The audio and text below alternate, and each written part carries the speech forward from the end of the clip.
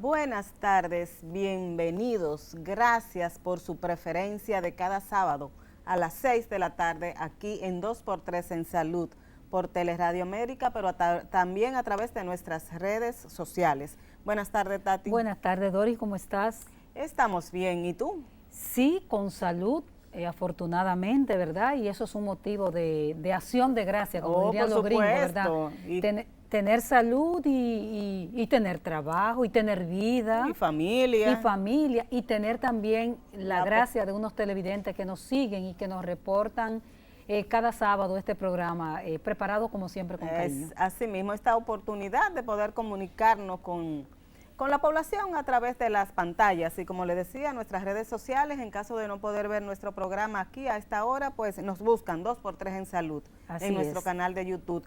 Y ya diciembre se nos va, Tati, a mitad de año, de mes prácticamente. De mes, sí, y bueno, el frito y como siempre, frito no es frío, es fresquito. Pero está fresco, sí. Es fresquito, pero con el fresquito viene también lo suyo, ya sabemos que están exacerbados y hoy hablaremos también un poquito con nuestra invitada de eso. Tenemos una invitada que podemos hablar de todo. De todo con ella, sí. Bueno, ahí están exacerbados los cuadros asmáticos, los cuadros de gripe común, la influenza, además de la gran situación que tenemos, que es la pandemia de COVID-19, que aunque los indicadores, dice, de acuerdo a las cifras oficiales, tienen una tendencia a la baja, pues no deja de preocupar, sobre todo por la variante Omicron, sí, que es la que está, que parece que no es tan letal, pero parece que es de gran transmisibilidad. Así es la que mantiene alerta a los países, ya cuando creíamos que ya para esta fecha, 1 año y 9 meses. Así es. A esta fecha ya estaríamos tranquilos, pero cada vez que hay una baja, una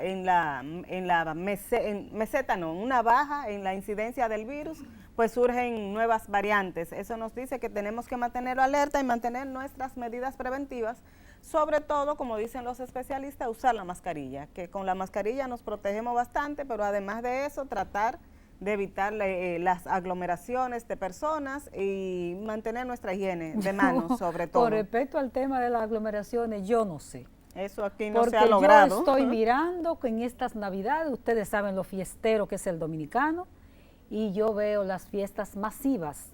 Sí. Un día de esto me tocó ir a una actividad en la noche, una actividad de trabajo, y al regresar yo no podía creer ver tantos sitios de diversión, o todo el mundo, o toda esa gente está vacunada, y aún con vacunado pues hay que mantener el uso de mascarilla, o la gente se está desacatando, y ojalá que enero y febrero no nos dé la gran sorpresa. Y sobre todo en nuestro país, donde oficialmente se ha dicho que no se contemplan establecer medidas restrictivas para esta época. En otros países se han tomado estas medidas, sobre todo con esta nueva variante, pero vamos a esperar que cada quien asuma su conciencia. Esta semana, Tati, antes de irnos a la pausa, también vimos que se habló del lanzamiento de un nuevo programa para prevención de embarazos en adolescentes y de las uniones tempranas. Y yo me pregunto, ¿cuántos planes se habrán elaborado aquí en los últimos años dirigidos a prevenir el embarazo en adolescentes? Escuché sobre ese tema decir que no se ha hecho nunca planes. No me digan eso, porque aquí yo no sé cuánto, en el caso de nosotras que tenemos unos añitos en el área de la salud, cuántos planes. Hubo un plan que fueron actos masivos, que involucró al sector salud completo, fueron escandalosas las portadas de periódicos sobre las cifras alarmantes de embarazo en adolescentes y de niñas. Recuerdo que hubo testimonios en periódicos de niñas de 10 y 11 años que habían dado a luz. Entonces, sí ha habido planes, todos fallidos, por supuesto, fallidos, porque nunca hemos visto el resultado de ellos. El problema es que se habla de planes macro, pero ya aquí en nuestro país ya no es planes, ya no es escribir, ya no es en papeles, ya no es intenciones, es acciones, es lo que se necesita. Y cuando tú lees, al menos lo que se ha reseñado sobre esta nueva iniciativa, yo no te puedo decir cuáles son las acciones específicas que se van a adoptar. Uno lo que espera es que en algún momento en República Dominicana, en nuestro sistema de salud, aterricemos en las acciones y que se vean los resultados. Así es, que se involucre la escuela, la familia, la sociedad, la comunidad en este tema de prevención. Hay de todo. Yo recuerdo, y ya con esto nos vamos a pausa, cuando el hoy ministro de Salud, Daniel Rivera, nunca eso se me olvida, era director en el año 2000 del Hospital Cabral Ibáez fue, y voy a mencionar, a la esquina joven del periódico Hoy. Y en esos años el doctor Daniel Rivera dijo, creo que, ¿cómo se llama este ritmo? Que el reggaetón hasta contribuye a eso. Estas niñas de 10 y 11 años bailando en esos tiempos, que era escandaloso. Es decir, el tema de embarazo en adolescentes no es nuevo en la República Dominicana y lo que va increciendo. Así es. Bueno, pues con esto nos vamos a una pausa y regresamos de inmediato. No se vaya. 2x3 en salud.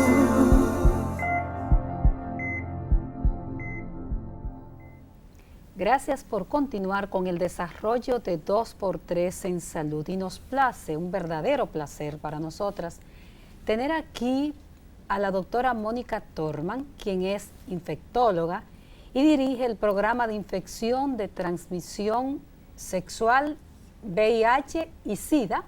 Si lo dije mal, ella me va a corregir, del Ministerio de Salud Pública. La doctora es una, no por años, pero una vieja infectóloga en términos de su carrera, de su trayectoria, también del Hospital Salvador Begotier, de donde la conocemos. Muy buenas tardes, doctora, ¿cómo está usted? Buenas tardes, Altagracia. Hola, Doris. Hola, doctora. Gracias por invitarme a su programa. Así es. Me siento muy halagada de estar aquí. Muchísimas gracias. Qué bueno. Dije bien el nombre del programa, que siempre ha sido... DIGECIT. Bueno, el programa es la DIGECIT y es de la Dirección de Control de ITS, VIH y Hepatitis del Ministerio de Salud Pública. ITS, infecciones de transmisión sexual. Ajá, exactamente. Exacto, correcto. Bueno, doctora, Altagracia lo dijo muy claro, muchos años, una trayectoria siempre aportando sus orientaciones, sus ideas al país y ahora en esta posición. Queremos que nos cuente, doctora, ¿qué encontró usted ahí? O sea, los programas, ¿en qué nivel estaban?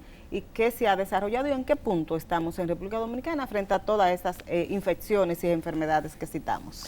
Sí, fíjate, en la República Dominicana, y vamos a culpar a COVID, cuando llegamos al Ministerio de Salud Pública, al programa de VIH, habíamos encontrado muchas cosas un poco rezagadas. Habíamos encontrado muchas deudas en cuanto a las compras de los medicamentos, insumos, las capacitaciones se habían visto limitadas porque se habían prohibido las acciones en conjunto. No todo el mundo tiene internet para tú dar capacitaciones a nivel de internet. Y lo que tratamos de hacer, en lo que nos permitió la pandemia, fue rescatar todo aquello que había quedado varado debido a la pandemia.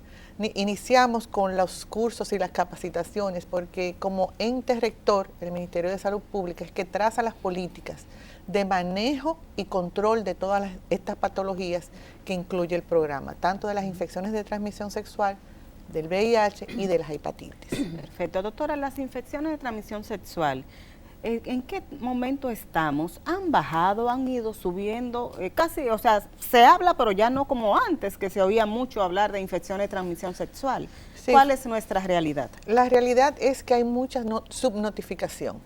El sector público casi no notifica las infecciones de transmisión sexual y esas son una de las cosas que hemos retomado. No había un formulario específico para que el ministerio tuviera ese registro, vamos a decir así, de estas patologías. Y recién hace 4 meses iniciamos la implementación a nivel de las DPS para que ellos recolecten la información y la envíen entonces a nivel central. Porque no son de notificación obligatoria. No, y generalmente quien notificaba es el Instituto Dermatológico, que ha hecho muy buena labor durante muchos años, pero hemos trabajado con ellos de la mano. Ellos nos han orientado mucho en respecto a cómo está la situación del país, pero queremos ampliar, queremos como parte del ministerio no sea una organización privada que lleve este tipo de control, sino que también el ministerio tenga control de qué está pasando con esta patología. Hace alrededor de 2 años el centro sanitario Santo Domingo, el centro de la Galván, el famoso centro de la Galván, ahí hice yo unos trabajos y se había incrementado antes de que comenzara esta pandemia. Y se había incrementado de manera alarmante, recuerdo que fueron unos títulos de portada en el diario para el que trabajo, sobre las ITS. Se había incrementado. Podríamos enumerar, doctora, algunas de esas infecciones parecería que son de antaño, pero están. Y lo ha dicho el Instituto de Dermatología y esa misma entidad que le acabo de algunas de esas entidades de esas infecciones que todavía ¿Cuáles son las existen, más comunes? Claro, la más común, como conocemos, la sífilis es una de las más comunes. La sífilis todavía, doctora. Todavía sigue siendo, y no solamente la sífilis en los adultos, sino la sífilis neonatal. Y eso por una baja en el control prenatal de las embarazadas. Se han encontrado casos de sífilis neonatal. También lo que nosotros conocemos como la infección por Neisseria gonorrheae, que es la gonorrea, que es una de las mucho más comunes. ¿Por qué? Porque en el hombre no se manifiesta, en la mujer no se manifiesta, pero en el hombre sí. Entonces una mujer puede estar infectada, infectar a su pareja y sin conocimiento, porque la verdad es que en la mujer no tiene esa manifestación tan florida, vamos a decir, que como el hombre, que es aquel desgarre, esa secreción que es más común. Doctora, ¿cómo identifica una persona una infección de transmisión sexual? ¿Cuáles son esas señales, sobre todo esas comunes, sífilis, gonorrea y no sé qué otra más? Bueno, haciéndose su chequeo. La mujer debe ir constantemente a su ginecólogo. Está el HPV también, el virus del papiloma humano, que ya existe la vacunación entre las niñas y ahora se va a ampliar la cobertura más en diciembre. Se va a iniciar con una nueva vacunación en el país, que eso puede que abarque a los niños también. Qué bueno. Entonces eso es una buena noticia, por ejemplo, en esa parte. Y otras enfermedades como la clamidia trachomatis, pero eso es yendo a su médico, haciendo su Papa Nicolau en el caso de las mujeres, y los hombres también. No hay una manifestación física que diga, bueno, me salió esto, aquello, lo otro. Claro, en el caso de la sífilis existe el chancro, que es una lesión ulcerativa indolora, que desaparece espontáneamente, por eso muchas veces pasa desapercibida también, pero cuando usted se sienta cualquier... esa está, por ejemplo, en el pene del hombre. En el pene, en la vagina, en los labios, es única, es una ulcerita única.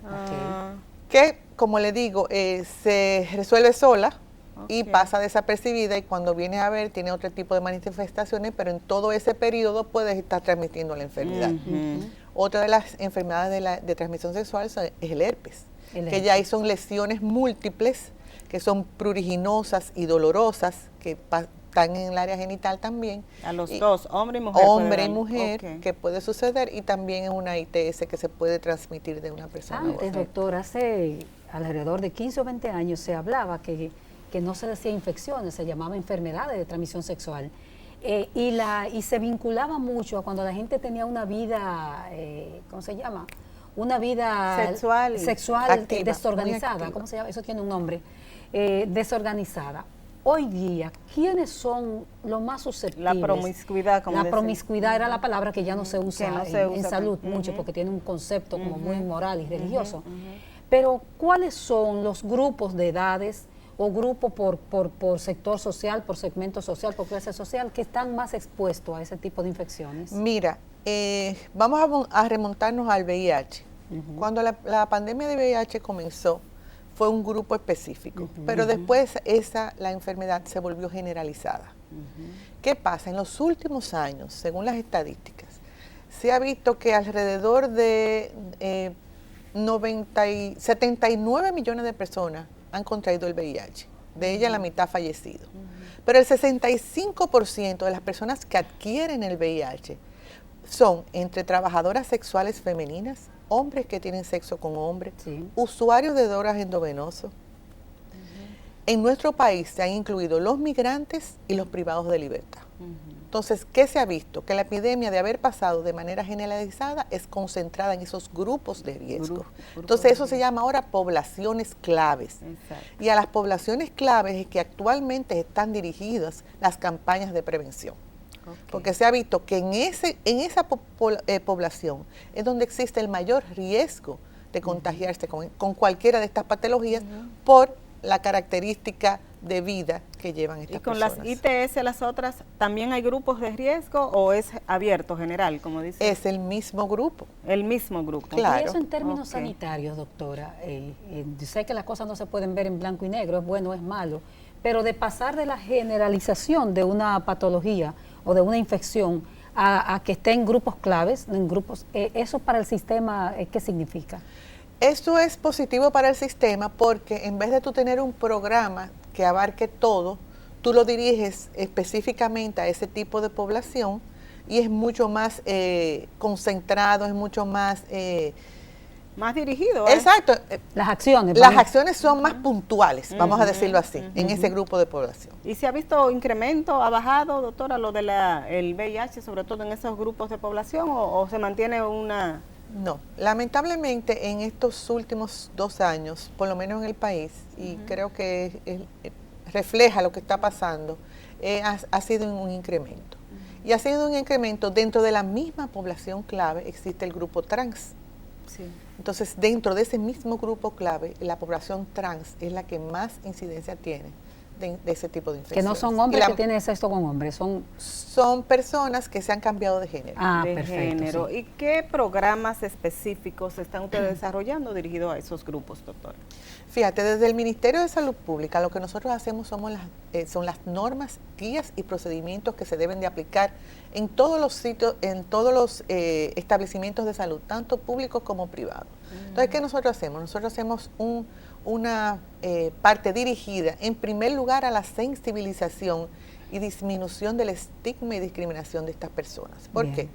Porque si tú vas a un centro de salud donde te están recriminando, entonces tú no vas a acudir. No, y eso no voy va a que en me el maltraten. deterioro de las personas. Entonces, ¿por dónde comenzamos nosotros? Por la sensibilización del personal que labora en los centros de salud. Y eso es muy importante porque esto le abre la puerta y le hace un sistema amigable para estas personas. Entonces, eso desde un punto de vista. Para esto tenemos que hacer los entrenamientos, cursos y capacitaciones para ese personal. Pero también se trabaja con estas poblaciones a nivel de orientación con ellos. Cómo prevenir estas enfermedades, cómo cuidarse, en caso de que estén enfermos, dónde acudir y cómo recibir a tiempo una atención correcta. Perfecto. Doctora, algo que preocupa es que se ha ido incrementando, según tengo entendido, la transmisión vertical del VIH. Esa infección que pasa de la madre embarazada al hijo al momento del nacimiento. ¿Qué está pasando en ese Doris, sentido? perdóname para abundar en la pregunta, y si eso ha sido, porque había bastante control con eso en el país, y si eso ha sido en los 2 últimos años de la pandemia, pero usted no va a contestar eso después de esta pausa comercial, nos vamos a ella y entonces regresamos con la doctora Mónica Torman. 2x3 en salud.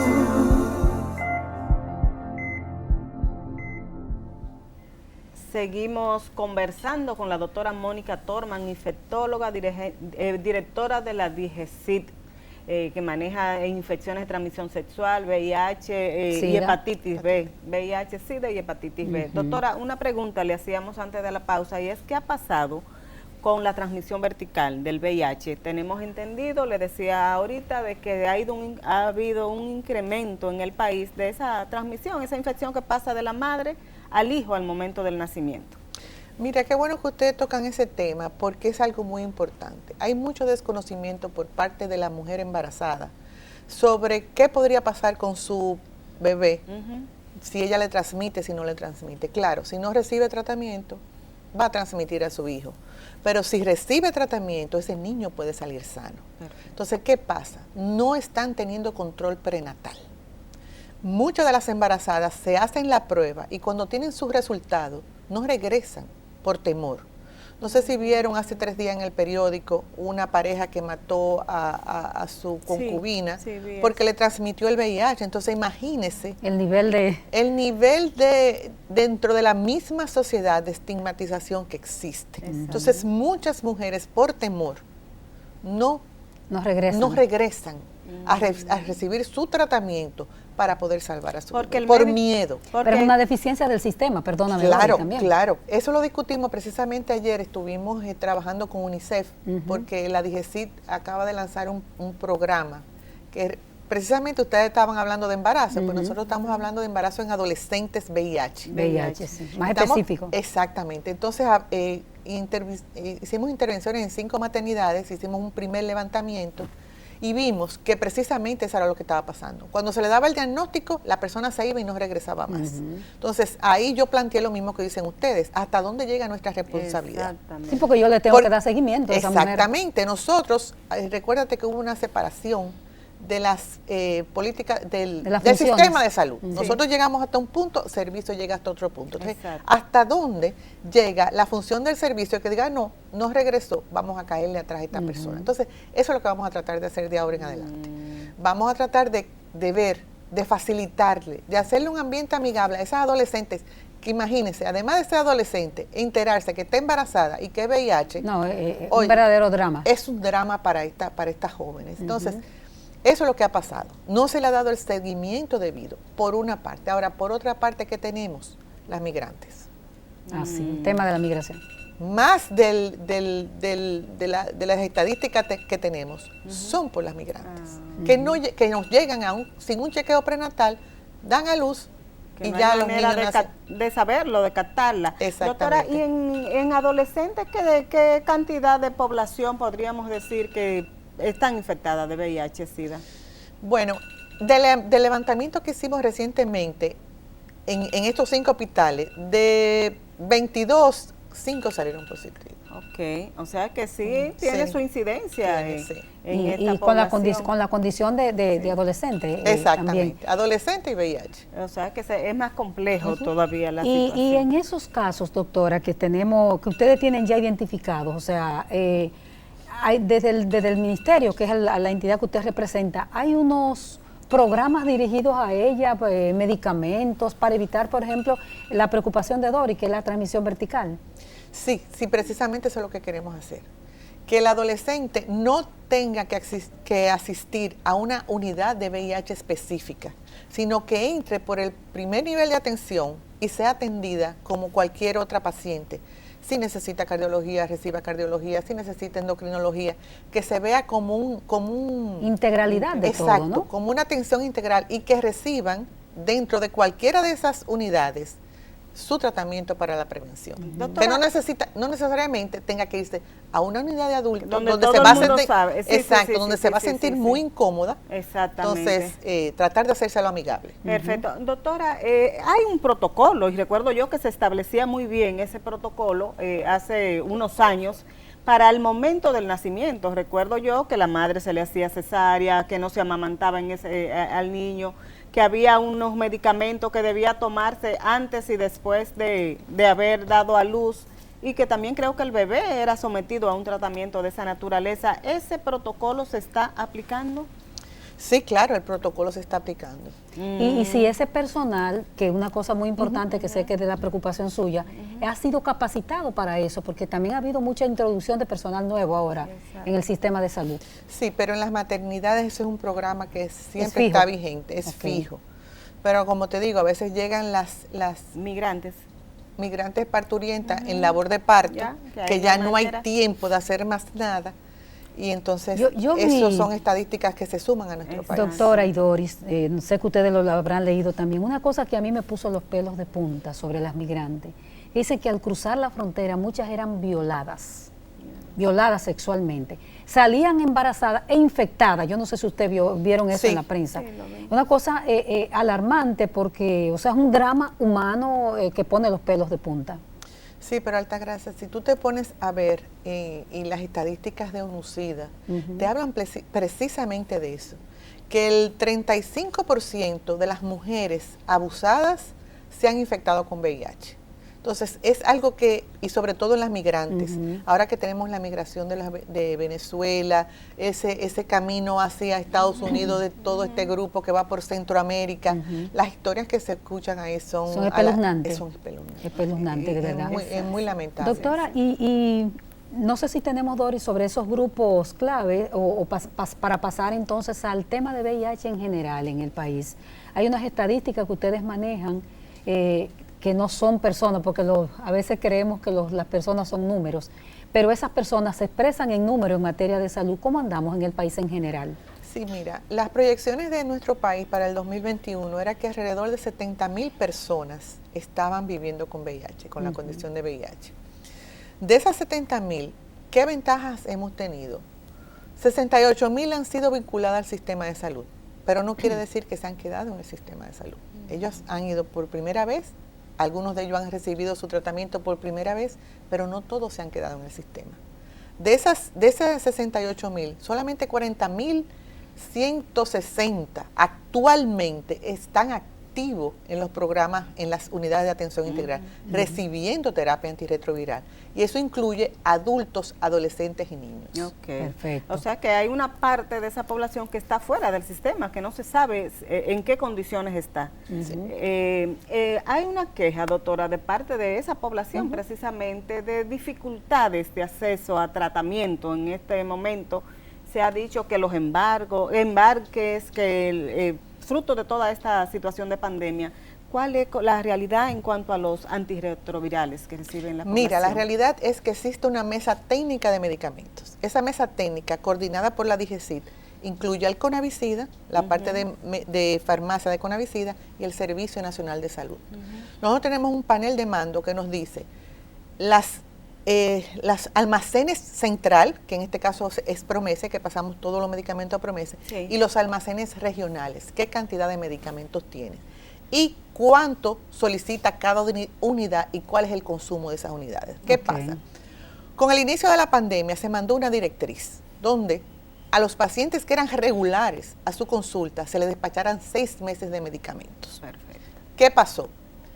Hubo falta de materia prima, hubo retraso en los embarques, pero en las unidades de atención integral no acataron al 100% la orden, sino que dieron 6 meses a todos los pacientes. ¿Qué pasó? Hubo una baja en el abastecimiento. Nunca ha habido desabastecimiento en el país y con gusto yo las invito a que vean cómo ha sido el proceso. ¿Qué hicimos nosotros a raíz de esas denuncias? Invitamos a las personas que viven con VIH, vinieron las personas que compran masivamente los medicamentos, que es una compañía que se hizo por concurso hace 4 años, no es de ahora. Se le mostró los paneles, se le mostraron las fechas de embarques, se le mostraron la cantidad que había en el país. Y se pudo demostrar que nunca hubo desabastecimiento. O sea, que hay medicamentos. Lo que se hizo fue que en vez de 6 meses, se bajó a la dispensión mensual, para que pudiera dar para todos en lo que llegaban los embarques. Un asunto de equidad, ¿no? Exactamente. Mismo así, vimos que en el Día Mundial hicieron una protesta. Sí, habiendo medicamentos ya aquí ¿Pero en por el qué? país. O sea, ¿por qué se crea ese ruido, doctora? Si se le muestra que están los medicamentos ahí. Como ustedes bien saben, yo 34 años duré trabajando en unidades de atención integral como prestando servicios. Conozco muy bien a las personas que viven con VIH y conozco lo que se llama el ambiente internacional de abogacía por parte de ellos. Entonces, muchas veces vemos en las redes, yo soy parte de una red de personas que viven con VIH que nos informan qué está pasando, las denuncias en Guatemala, Colombia, en todos los países, Costa Rica, y tiene que haber una presencia.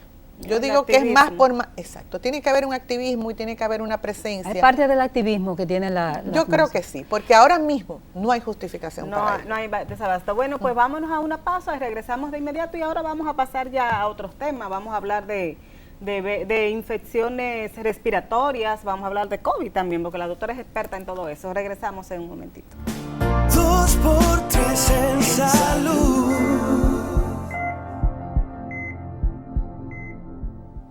Gracias por continuar con nosotros. Hay activos en su programa especializado en salud y continuamos con la doctora Mónica Thorman, infectóloga, funcionaria pública, ¿verdad?, de muchos años.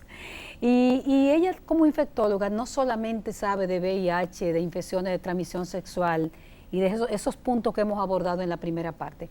Hay otros temas que gravitan sobre la sociedad dominicana en estos momentos. Por ejemplo, las infecciones respiratorias están de moda, doctora, por la temporada. Cuéntenos qué es lo que usted ha visto. ¿Tiene su consulta privada? No. No, ya no me lo estoy dedicada en 100% a mi trabajo en el sector público, en el ministerio. Pero te voy a decir, nosotros ahora mismo, debido a la temporada, cambio de temporada, claro que hay muchas infecciones respiratorias. Está el virus sincitial respiratorio, que es muy común, está la influenza y está la gripe común. ¿Qué podemos hacer mientras tanto con esto? Está la vacuna de influenza. Ya el Ministerio de Salud Pública, el PAI, el Programa Ampliado de Inmunizaciones, lanzó lo que es la campaña de vacuna de influenza y está disponible en los puestos de vacunación.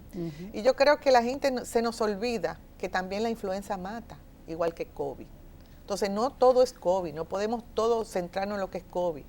Hay otras patologías que también afectan a personas vulnerables, personas con comorbilidades como es la influenza y que nos lleva a la muerte. Entonces, vamos a incentivar también a las personas que no solamente se vacunen para COVID, sino que aprovechen ahora que en el PAI hay vacunas de influenza disponibles y vayan a vacunarse, sobre todo los mayores de 65 años, los jóvenes de 18 a 50 años que tienen comorbilidades, las personas Doctora, de 18 a 50, los jóvenes. Somos jóvenes todavía, claro. pero ¿qué te pasa, Altagracia? Doctora, ¿cuál es la diferencia, vamos a poner así, en manifestaciones clínicas?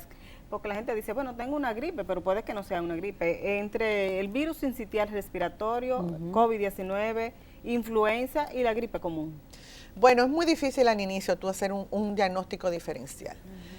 Lo que pasa es que el clínico se maneja mucho más con una buena historia, Si el paciente te refiere, mira, yo acabo de comenzar con una sintomatología abrupta de tos, rinorrea, malestar general, dolor, cansancio en el cuerpo. Tú dices, bueno, es una gripe común, algo. Pero tú le preguntas, ¿tú viajaste recientemente? ¿Tú tuviste en un grupo donde no se usó mascarilla? Y tú la tuviste historia clínica es fundamental. Es fundamental porque eso, en el 80% de los casos, en un inicio te dice para dónde tú vas a encaminar a ese paciente y qué analítica tú le vas a hacer a ese paciente. Doctora. Porque, por ejemplo, a todos los pacientes ahora que tienen esa sintomatología, le hacen prueba de COVID. Y puede ser una simple gripe común o puede ser una influenza. Entonces, eso es muy importante a la hora de tú hacer el interrogatorio al paciente. Doctora, le toco de manera transversal un tema que sé que a ustedes les preocupa mucho. El dominicano sigue haciéndolo. Una gripe común dice, no, vete, cómprate una ampicilina 500 y tómatela, que tú tienes un pecho. Esa parte, la parte de tratamiento para todos estos problemas respiratorios, el hecho de que usted use un antibiótico, que use un medicamento no prescrito por su médico, ¿qué pasa con la salud de la gente? Mira, en primer lugar que el virus sincitial respiratorio, la influenza, la gripe, son virus. Los virus no se tratan con antibióticos. Entiéndase, la ampicilina es un antibiótico que no trata este tipo de patologías. Entonces, por ahí que tenemos que arrancar. Número 2, generalmente las gripes comunes tienen un ciclo. ¿Y qué tú tratas? El malestar, la sintomatología. ¿Tú tienes fiebre? Te toman un antipirético, un acetaminofén. ¿Te duele la cabeza? Te toma un analgésico para la cabeza, te toma un té. Pero no se tratan específicamente porque las gripes comunes tienen un ciclo que inicia y acaba aunque tú le des los tratamiento y sin tratamiento. Sin tratamiento y con tratamiento. Eso es un C de 0, 7, 8, 10 días. Exactamente. Y se va a manifestar diferente en cada persona. Entonces, ¿qué pasa con la influenza? Ya la influenza es un poquito más de cuidado. Ya sí tiene que tener un acompañamiento médico porque puede causar complicaciones que no te lo va a dar una gripe común. Entonces ya sí, lo ideal es que sea el médico que te trate y sea el médico que indique lo que tú tienes que hacer. ¿Por qué le da mucha gripe a una determinada cantidad de gente? La gente dice, tengo la defensa baja, me da mucha gripe. ¿Qué es lo que ocurre, doctora? Generalmente la mayor deficiencia es la vía respiratoria, porque la mayoría de estos virus entran por vías respiratorias. Entonces a veces, tú sabes que en la vía respiratoria existen unos pelitos que son los que te protegen y te eliminan las cosas para afuera. Mucha gente tiene deficiencia en ese sistema inmunológico de su tracto respiratorio y lo hace más propenso a ese tipo de infecciones. Doctora, ¿en qué momento una persona que empieza con esas manifestaciones de gripe debe ir al médico? Porque a veces, bueno, es algo sencillo, me duele el cuerpo, me tomo un té, me mejoro, pero ¿en qué momento debe la persona decir, bueno, ya yo no puedo quedarme en casa, debo buscar ayuda médica? Fíjate, normalmente de 3 a 5 días esa sintomatología debe de desaparecer. Entonces, si al tercer o quinto día tú sigues con fiebre, tú empeoras de la tos, tú tienes dificultad respiratoria, ya eso no es gripe. Eso posiblemente sea un COVID o posiblemente sea una influenza. Entonces, tienes que acudir a tu médico. Otros problemas que han estado dándole su latita al sistema de salud es el dengue, con todo y que no estamos en un año altamente epidémico. Hay dengue, muerte por dengue y muerte por leptospirosis, entre otras causas, que está el gran renglón de la muerte materna, pero doctora no tiene tanto que ver con esa parte, ¿verdad? Sí. Doctora, con el tema del dengue, ¿cómo diferenciar, además de eso que decía Doris, de de las gripes y todo eso. Además, mi hijo, que son los más susceptibles, tiene dengue. ¿Cómo Sí, identifico todo eso? acuérdate que el dengue tiene varias etapas, entonces tú tienes una primera etapa donde tiene una sintomatología Una fiebre alta. flu-like, como le dicen, flu-like, que malestar general, puede tener rinorrea. Pero al quinto día, cuando desaparece la fiebre, quinto, octavo día, es que comienzan los trastornos hematológicos. Por eso la gente dice, no, se le quitó la fiebre, ya está bien del dengue. No, no, ahí es que nos tenemos que preocupar. Ahí es que tú tienes que hacer el hemograma, porque ahí es que comienzan a bajar las plaquetas, sí se te va a complicar el dengue. Entonces, ¿qué hay que hacer?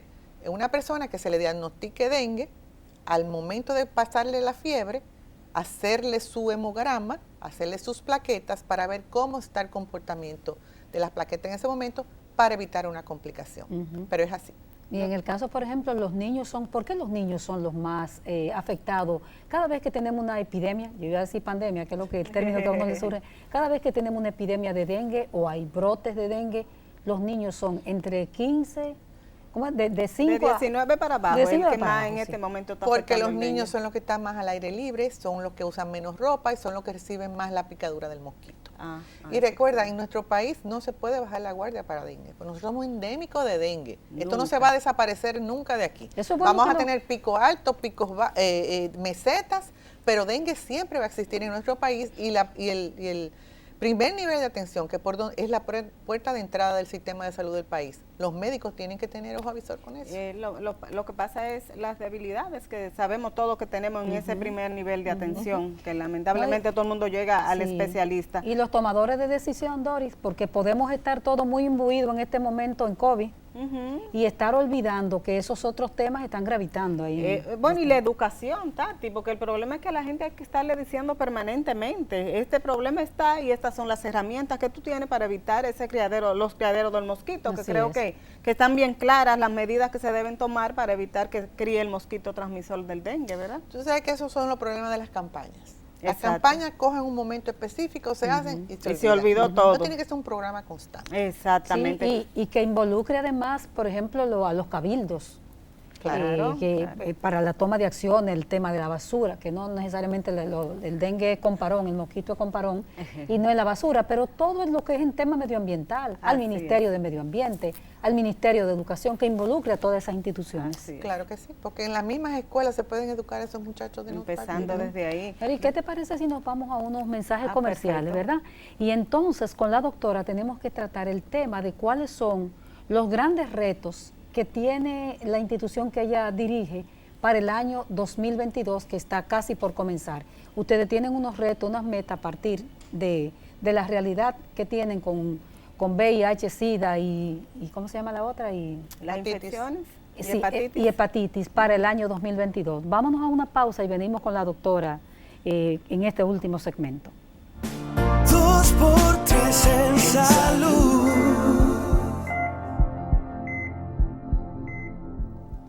Continuamos con la doctora Mónica Torman, infectóloga. Doctora, hablemos un poquito de COVID-19. ¿Cuál es el punto, en qué momento de la pandemia nos encontramos como República Dominicana? Hay nuevas variantes.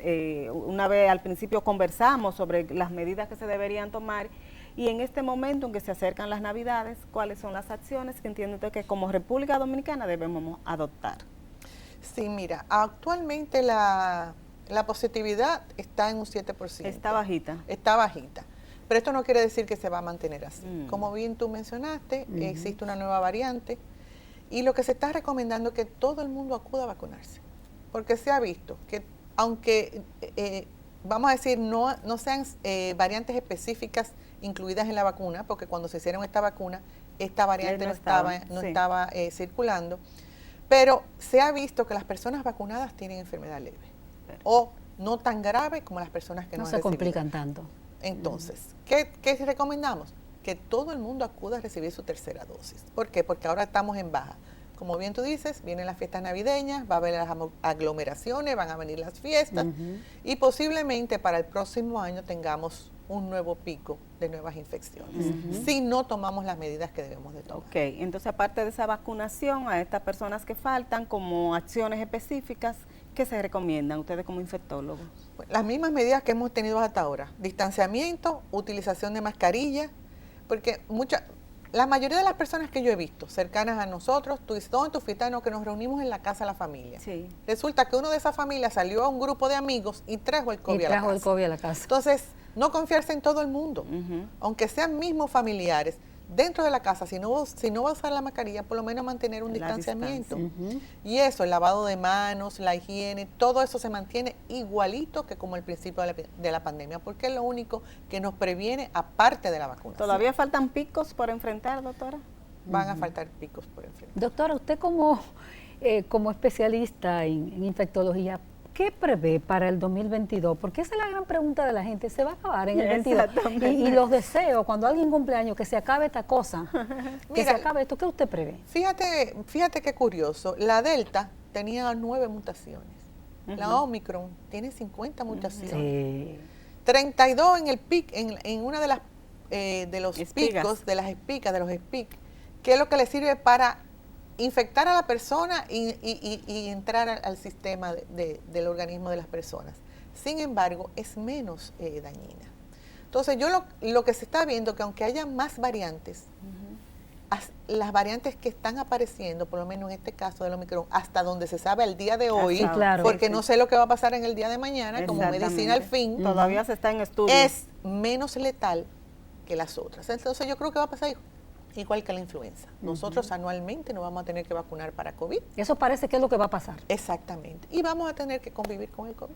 Así es. Bueno, Altagracia también comentaba, doctora, cuáles son esas acciones que ustedes tienen previstas ya como programa específico para... Sí, los grandes retos para el 22. El próximo año. Mira, los grandes retos. Ya hemos avanzado bastante porque, por lo menos para los medicamentos antirretrovirales, eso se hacen proyecciones y los medicamentos se compran un año antes. Por ejemplo, el periodo del 2021, que fue ahora, ya el dinero que para comprar esos medicamentos fue transferido a la compañía donde se hacen las compras, no es el ministerio que hace para esas compras, para el 22. O sea, que eso está completamente cubierto como siempre se hace. Un año antes se transfiere la totalidad del dinero, no di que por partida que te me pagué, que te no, por partida. Eso por adelantado. Por adelantado. Y ya se hizo una programación, la mesa técnica de medicamentos ya hizo la programación de cómo quiere ese despacho a tiempo. ¿Por qué? Porque nosotros generalmente mantenemos un colchón de seguridad para en caso de que ocurran este tipo de cosas como pasó ahora, déficits en una materia prima, tengamos medicamentos en lo que llegan los embarques. Y eso era uno de los retos que teníamos, que ya lo cumplimos ahora. Perfecto. ¿Cuáles son los otros retos?